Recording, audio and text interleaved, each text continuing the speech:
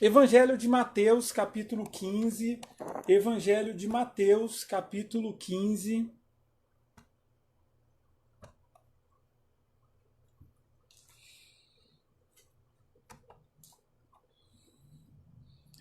Evangelho de Mateus, capítulo 15, a gente vai ler a partir do versículo 21.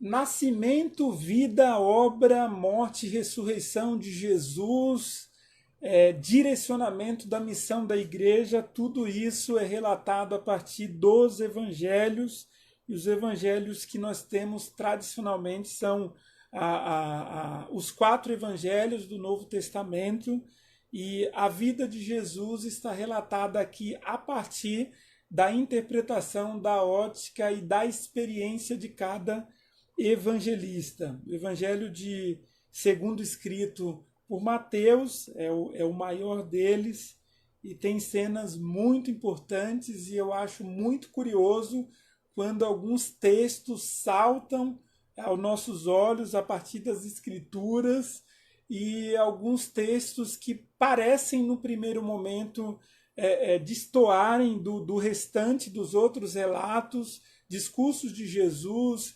narrativas a respeito de atos de Jesus, quando alguns textos eles destoam aparentemente, quando alguns textos nos evangelhos nos causam uma certa indigestão. A nós parece muito forte o que Jesus disse, ou a forma que Jesus tratou de determinada situação, e esses textos me atraem muito, porque isso me desafia em oração, em pesquisa, tentar entender que tipo de mensagem Jesus estava trazendo ou está trazendo para nós a partir desses textos não tão facilmente interpretáveis.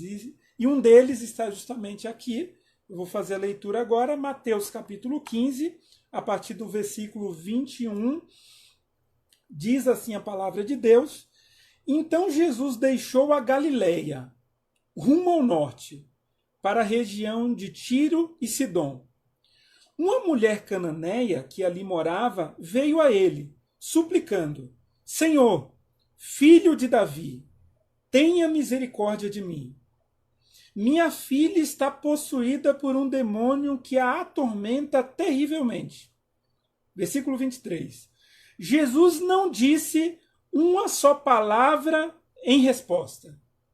Aquela mulher suplicou por Jesus: Senhor, filho de Davi, tenha misericórdia de mim. Minha filha está possuída por um demônio que a atormenta terrivelmente. Diante do pedido daquela mulher, diz o texto que Jesus não disse uma só palavra.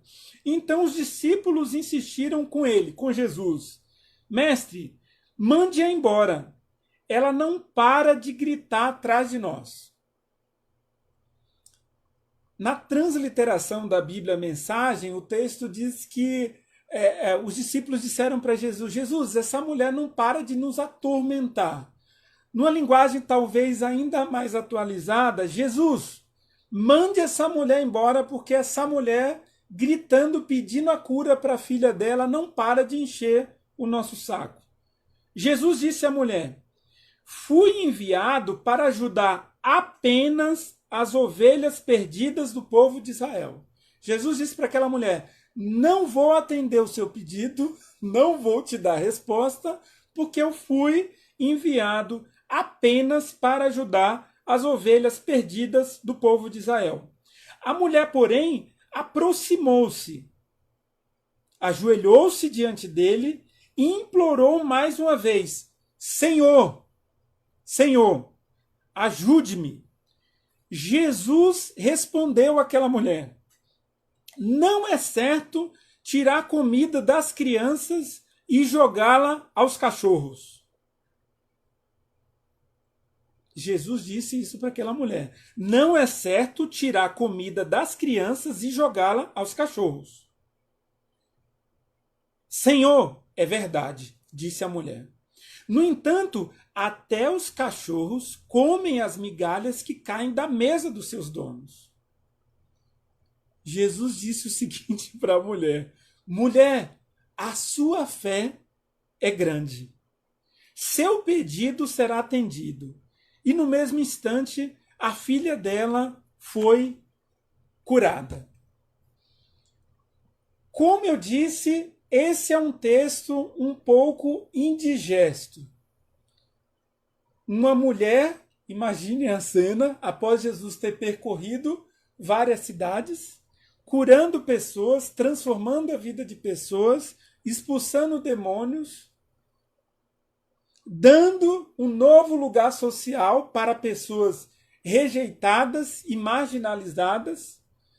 Num dado momento, curiosamente, segundo o relato dos evangelhos, por 2 momentos na narrativa bíblica, Jesus sai ali do espaço geográfico dos judeus, do povo de Israel. Uma vez se deslocou, que foi na sequência dessa cena aqui, dessa imagem, para Filipe de Cesareia, e nessa ocasião Jesus se retirou para Tiro e Sidom. Tiro e Sidom formavam um território, uma determinada região ao norte de Israel, tradicionalmente conhecida como a região pagã. Jezabel, tão conhecida, esposa do rei Acabe, ela era de Sidom, 1 Reis, capítulo 16, versículo 31 no Antigo Testamento. Então, Jezabel era ali de Sidom e tinha muitos deuses e levou para Acabe, rei de Israel, muitos deuses e muitas coisas ruins aconteceram. Foi um dos piores reinados, se não o pior reinado da história de Israel, a partir do rei Acabe, que tinha como esposa Jezabel, oriunda dessa cidade de Sidom.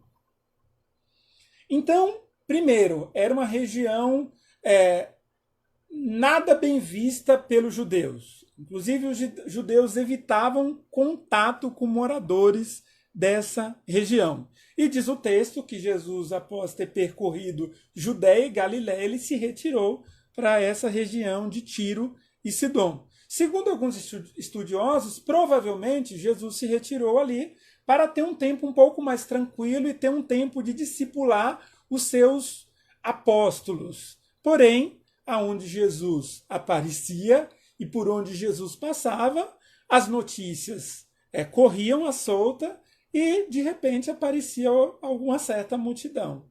Nessa ocasião, diz o texto que apareceu justamente uma mulher cananeia.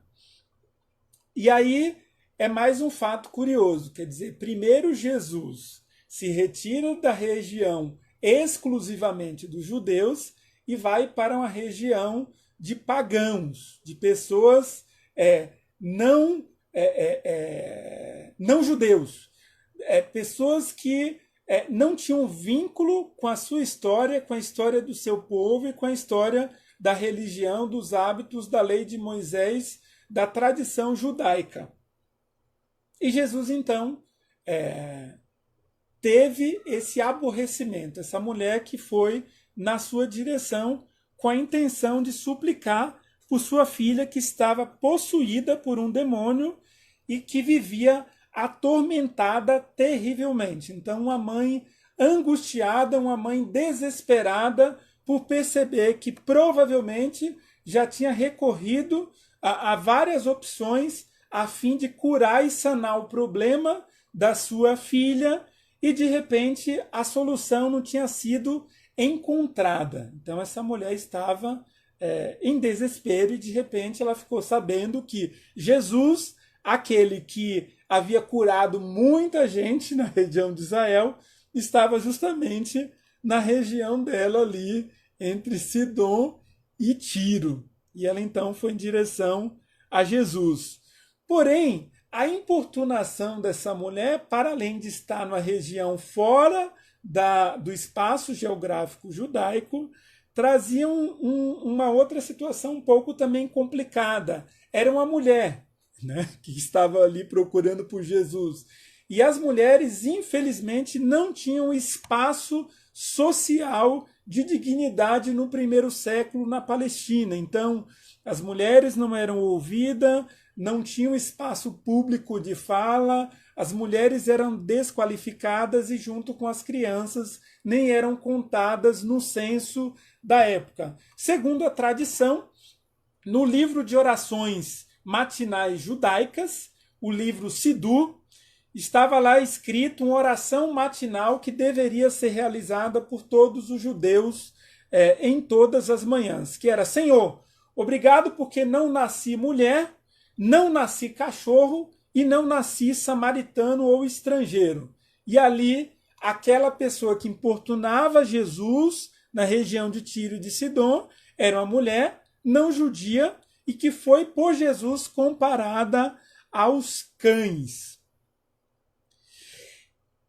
E nesse primeiro momento, quando Jesus se negou a dar uma resposta ao pedido de súplica dessa mulher, ao que nos parece no texto, é como se Jesus fosse, naquele momento, seguir uma orientação da tradição e da lei e renunciar e negar a resposta ao pedido daquela mulher que clamava por misericórdia, que clamava por compaixão pelo sofrimento dela e pela atormentação e pela vida muito complicada da sua filha, que sofria terrivelmente de algum tipo de possessão, ao menos era isso que essa mulher imaginava. Então, a tradição já ditava que Jesus, como judeu, deveria evitar contato com essa mulher, que especialmente, além de ser mulher, não era judia, e que depois por ele foi comparada a um cachorro. Então, ao que parece, no primeiro momento, Jesus estava seguindo essa tradição muito comum. Caso essa solicitação da mulher cananeia fosse feita a algum judeu, era já esperado que não houvesse resposta, que esse judeu não gastasse tempo com essa mulher não judia. E parecia que Jesus também estava atendendo muito bem a lei de Moisés, porque a lei de Moisés era muito clara quanto a qual tipo de relação deveria existir ou não relação entre judeus e os cananeus. Está escrito lá em Deuteronômio, capítulo 7, versículos 1 e 2. Quando o Senhor, o seu Deus, os fizer entrar na terra, para a qual vocês estão indo para dela tomar posse, ele, o Senhor, expulsará de diante de vocês muitas nações. Os hititas, os girgazeus, os amorreus, os cananeus, lembre-se, mulher cananeia, os cananeus, os ferezeus, os heveus e os jebuseus. São 7 nações maiores e mais fortes do que vocês. E quando o Senhor, seu Deus, as tiver entregue a vocês, e vocês as tiverem derrotado, então vocês as destruirão totalmente. Recomendação da lei mosaica em relação a esses povos, a essas sete grandes nações, entre elas os cananeus, disse aqui o texto, versículo 2 do capítulo 7 de Deuteronômio: não façam com elas, com essas nações, tratado algum. Não façam tratado com essas nações e não tenham piedade delas. Então, a não resposta de Jesus a essa mulher cananeia tinha base na lei de Moisés. Não façam contato e não façam tratado com essas nações, entre as nações dos cananeus, e não tenham piedade delas. O que essa mulher estava pedindo para Jesus? Jesus, tem misericórdia de mim. Jesus, tem piedade de mim e de minha filha. O que a lei dizia? Não tenha piedade dela, desse povo. E de repente Jesus, então, responde para essa mulher que ele foi enviado apenas para as ovelhas perdidas de Israel e não para outros povos. Ao que parecia também, Jesus estava fortalecendo a tradição e a lei, a partir, claro, da interpretação dos judeus de que Deus era o Eli, o meu Deus, Deus apenas da nação de Israel, a partir da vocação que Deus deu a Abrão em Gênesis capítulo 12. Vou fazer de ti uma grande nação e você vai encher a terra e você vai abençoar todas as famílias da terra. A compreensão entre os judeus é de que Deus fosse um Deus exclusivamente dos judeus, o Deus exclusivamente de Israel. Então, quando Jesus dá essa resposta para aquela mulher de que ele veio buscar as ovelhas perdidas do povo de Israel e não os estrangeiros, Jesus, mais uma vez, estava ali fortalecendo isso que já vigorava, esse conceito que vigorava naquela época. Provavelmente, aqueles discípulos que estavam em torno de Jesus estavam aprovando as ações de Jesus, aquela dramatização, aquela cena tão emblemática da súplica da mulher, da rejeição de Jesus em relação à possibilidade de resposta, e na sequência essa resposta de que ele não estava ali para aquela mulher, mas sim para o povo de Israel. Porém, essa mulher ela foi bastante insistente, e ela ajoelhou-se e de joelhos ela falou: Senhor, ajude-me. Alguns pensam, parece que aquela mulher não estava ouvindo a Jesus. Não é. O sofrimento sempre vem carregado de uma sensação e de um sentimento de emergência. Quem está no sofrimento não quer esperar. Quem está no sofrimento não quer ouvir argumentação. Quem está no sofrimento e quem vive no sofrimento quer ser acolhido, quer ser abraçado, quer ser compreendido. O sofrimento demanda ações imediatas. O sofrimento demanda daquele que sofre uma persistência para buscar algum tipo de solução possível que o tire ou que a tire daquela situação tão caótica, daquela situação insustentável. É isso que essa mulher estava comunicando a Jesus. E após essa mulher se colocar de joelhos e após essa mulher insistir com esse pedido, Senhor, ajude-me, ainda que o Senhor esteja dizendo que não veio para o meu povo de Tiro e de Sidom, ainda que o Senhor esteja lembrando de repente das memórias do quanto a Jezebel fez mal quando se casou com Acabe, o rei de Israel, ainda que o Senhor se recorde dessa história, ainda que o Senhor se recorde da orientação do Moisés, o profeta, o homem da lei de Deus, que disse que o nosso povo seria rejeitado, eu confio que o Senhor pode me ajudar, eu confio que o Senhor pode agir com compaixão e com misericórdia em relação a mim, em relação à minha filha que tanto sofre. E Jesus dá uma nova resposta para aquela mulher. Jesus diz o seguinte: não é certo tirar comida das crianças, isso é, dessas ovelhas perdidas da casa de Israel, e jogá-la, e jogar essa comida aos cachorros. Então, mais uma vez, Jesus faz uma comparação bastante forte, está dizendo o povo de Israel é o povo de Israel, e é como se as outras nações fossem cachorros. Então, isso também era vigente na época, era um preconceito e uma barreira que existia entre o povo de Israel e os outros povos no seu entorno, especialmente em relação ao pessoal que estava no extremo norte ali, em Tiro e Sidom. Então, as outras nações fora de Israel eram consideradas como cães, cachorros. E aí, nesse momento, Jesus... já existia o hábito no primeiro século de se ter cachorros para a criação doméstica, não só cachorro de rua, e Jesus está usando o tom aí no diminutivo grego para dizer que ele estava se referindo a cães domésticos. Geralmente, quando a gente está comendo, a miúda, nossa cachorrinha, ela se aproxima e ela fica na expectativa de que algum tipo de migalha caia da mesa para ela participar também, para ela comer e para ela experimentar um pouquinho daquilo que a gente está apreciando no entorno da mesa. E Jesus disse então para aquela mulher que não era certo ele tirar a prioridade dos judeus e conceder aos gentios, que era como tirar a comida das crianças e jogar essa comida aos cachorros, aos cães. Aquela mulher então, para surpresa de Jesus, respondeu: Senhor, É verdade. É verdade. De fato, não é correto, talvez não é viável, não é muito proveitoso tirar o privilégio dos judeus, do qual o Senhor mesmo tem descendência, e dar algum tipo de graça, algum tipo de benécia, algum tipo de bênção a outros povos.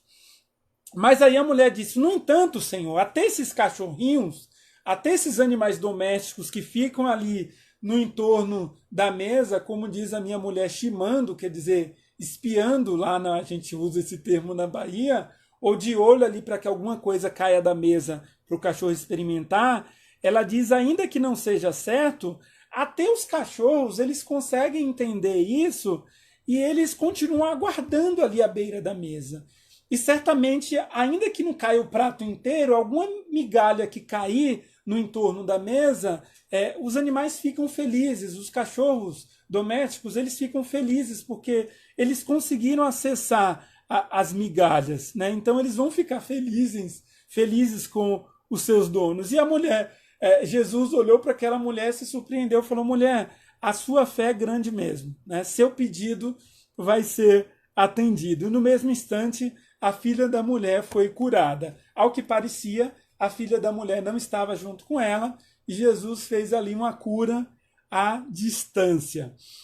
É importante a gente pensar também que quando Jesus fez uma analogia ali entre os não-judeus com os cães, de novo a gente tem um texto de Levítico, capítulo 11, versículo 27, em que considera alguns animais impuros, entre eles todos os animais de 4 pés que andam sobre a planta dos pés, são impuros para vocês. Todo o que tocar os seus cadáveres ficará impuro até a tarde. Então, quer dizer, mulher não judia e comparada com os cães considerados impuros. E aí é curioso, porque num primeiro momento, insisto, parecia que Jesus estivesse ali rejeitando o pedido daquela mulher, rejeitando a origem daquela mulher. Eu não acredito assim quando eu leio esse texto e quando eu me debruço na pesquisa desse texto. Eu creio que a intenção de Jesus não era humilhar aquela mulher. Ele queria mostrar de uma forma psicodramática, de uma forma dinâmica, como seria essa nova aliança.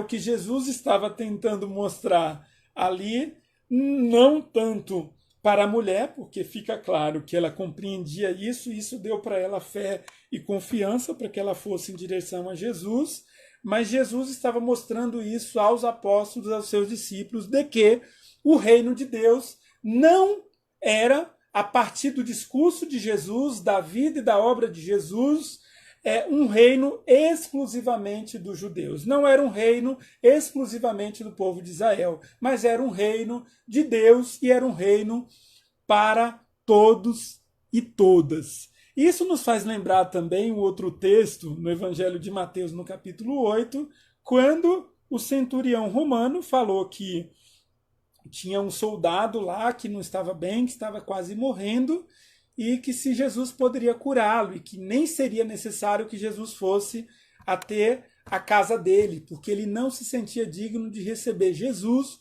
o Filho de Deus, o Messias, na sua casa.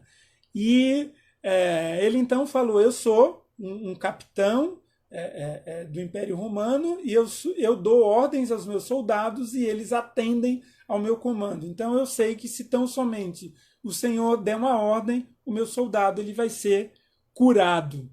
E quando Jesus viu a fé daquele homem, do centurião romano, Jesus disse: não encontrei em Israel ninguém com tamanha fé. Eu lhes digo que muitos virão do Oriente e do Ocidente e se sentarão à mesa com Abraão, Isaque e Jacó no reino dos céus. Mas os súditos do reino serão lançados para fora, nas trevas, onde haverá choro e ranger de dentes. O que Jesus estava anunciando ali, a partir do relato de Mateus, no capítulo 8, tendo em vista a experiência de fé do centurião romano, eu sei que eu vou encontrar fé fora das dimensões geográficas e fora das dimensões habituais, culturais e religiosas do povo de Israel. Jesus tinha plena consciência de que a missão dele não estava restrita ao povo de Israel. O reino de Deus em Jesus está para o amor universal. O reino de Deus em Jesus está para o amor universal, não para a seleção de alguns, seja de alguns povos ou de algumas pessoas. Não há no reino de Deus exclusividade. O reino de Deus está para o amor universal.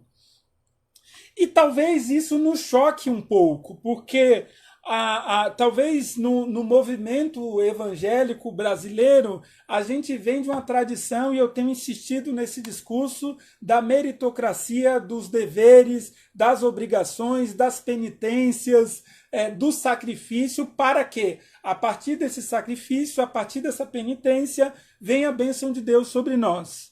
E ao que fica claro nos evangelhos de Jesus, especialmente aqui no texto que lemos, é que Deus não está preocupado com isso. Deus tem um alcance muito maior do que aquele que a gente tem, do que a gente espera e aquele que a gente imagina. E talvez fosse necessário a gente pensar em uma questão. E como seria se ninguém ficasse de fora da salvação? Como seria isso para nós? Como seria se Deus quisesse acrescentar na bênção da salvação, e se Deus já acrescentou na bênção da salvação aqueles a quem nós não receberíamos, nós não aceitaríamos como participantes do reino de Deus? Como isso seria para nós? Como foi para os judeus do primeiro século alcançar e reconhecerem que a missão de Jesus, o estabelecimento do reino de Deus, estava para além das fronteiras de Israel? Como é isso para a gente? Como é perceber que o amor de Deus não está limitado aos nossos conceitos, aos nossos valores morais e aquilo que a gente acha como certo e errado? Como que seria isso? João 3,16, um texto bastante conhecido, diz a palavra de Deus que Deus tanto amou o mundo, e nesse sentido, todas as pessoas do mundo, de todas as épocas, todos os homens, todas as mulheres, de todos os lugares, de todas as culturas. Deus tanto amou o mundo, que deu seu Filho unigênito, para que todo o que nele crê não pereça, mas tenha a vida eterna. Paulo, escrevendo a primeira carta a Timóteo, no capítulo 2, versículos 3 ao 5, ele diz o seguinte: isso é bom e agradável perante Deus, nosso Salvador. E quem é esse Deus? É aquele que deseja que todos os homens... Repito, quem é esse Deus, nosso Salvador? É aquele que deseja que todos os homens sejam salvos e cheguem ao conhecimento da verdade. Pois há um só Deus e um só mediador entre Deus e os homens, o homem Cristo Jesus. É o Deus, nosso Salvador, que deseja que todos os homens sejam salvos. Lembrando que aqui é no sentido genérico e de espécie, isto é, toda humanidade.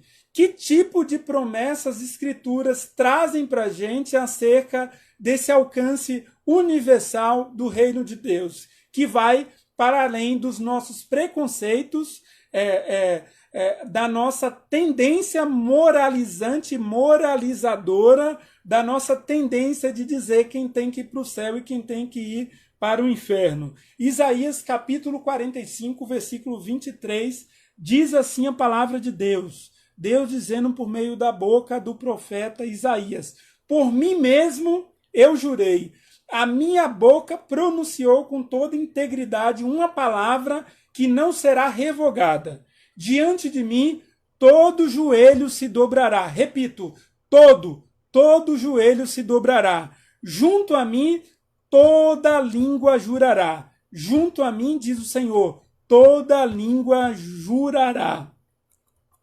Isaías capítulo 25, versículos do 6 ao 9, há uma promessa de um momento em que participaremos de um grande banquete do reino de Deus, e sobre esse banquete diz assim a palavra do Senhor: neste monte o Senhor dos exércitos preparará um farto banquete para todos os povos. Um farto banquete para todos os povos. Um banquete de vinho envelhecido, com carnes suculentas e o melhor vinho. Neste monte ele destruirá o véu que envolve todos os povos, a cortina que cobre todas as nações.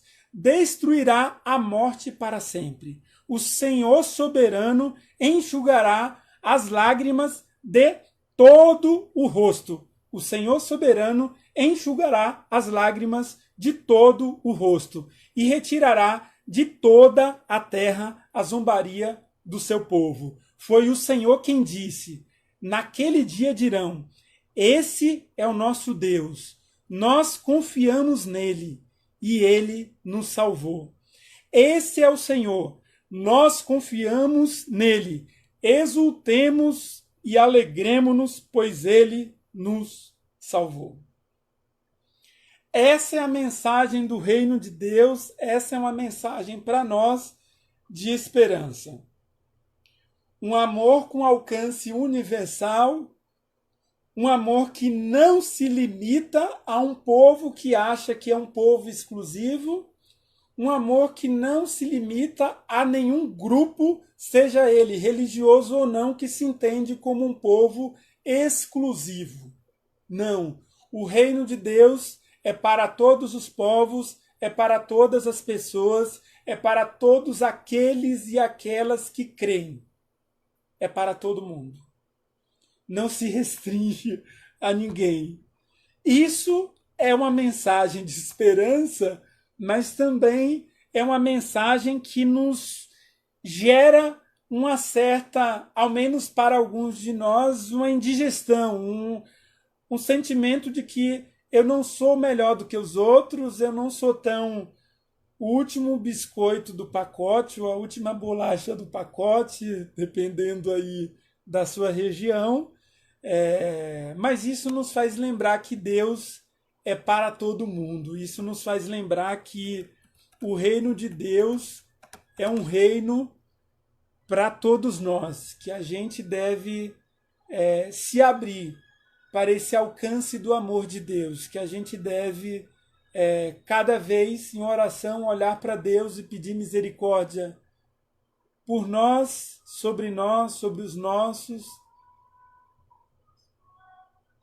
e que isso nos desafia a entender que Deus, por vários momentos, vai receber gente que nós não receberíamos. E isso nos faz lembrar que o caminho de fé, o caminho daquele que já foi alcançado e que hoje já se percebe participante desse reino de Deus, no aqui e agora, é um caminho que exige de nós uma libertação dos nossos preconceitos, uma libertação do nosso sentimento infantil, de como conversamos a semana passada, da nossa ilusão de onipotência, da mentira de que nós somos melhores do que os outros. Nós não somos melhores do que os outros, nós não somos melhores do que ninguém.